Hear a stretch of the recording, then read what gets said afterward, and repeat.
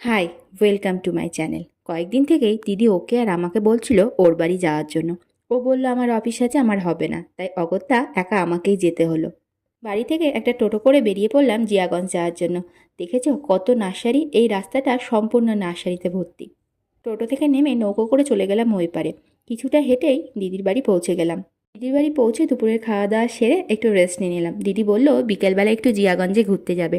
বিকেলবেলা রেডি হতেই দেখি দিদির পাশের বাড়ির একটা কিউটি দিদির বাড়িতে এসে হাজির। ওকে নিয়ে একটু আদর করলাম, তারপর আমি দিদি আর দিদির ছেলে মিলে বেরিয়ে পড়লাম জিয়াগঞ্জ যাওয়ার জন্য। আমাদের বেরোতে বেরোতে বিকেল গড়িয়ে সন্ধ্যা হয়ে গেল। তারপর রাস্তায় বেরিয়ে এর দুষ্টুমি, ওকে বকা দিয়ে বললাম হাতটা ধর। সদরঘাটের কাছে আসতেই দেখি নৌকাটা ছেড়ে দিয়েছে। কিছুক্ষণ অপেক্ষা করতেই পরের নৌকাটা চলে এলো। তারপরে নৌকা করে চললাম ওই পারে।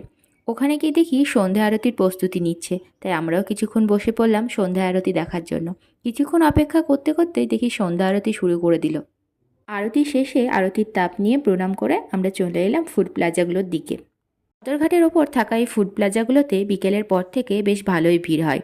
সেখান থেকে আমরা একটু ভেলপুরি, চিকেন পপকর্ন, লস্যি এসব খেয়ে ফিরলাম বাড়ির পথে। আমাদের যদি আমার এই ছোট্ট মিনি ব্লগটা ভালো লেগে থাকে তাহলে ভিডিওটা একটা লাইক করো, আর আমার চ্যানেলে এরকম ভিডিও পেতে আমার চ্যানেলটাকে সাবস্ক্রাইব করো। Thank you for watching.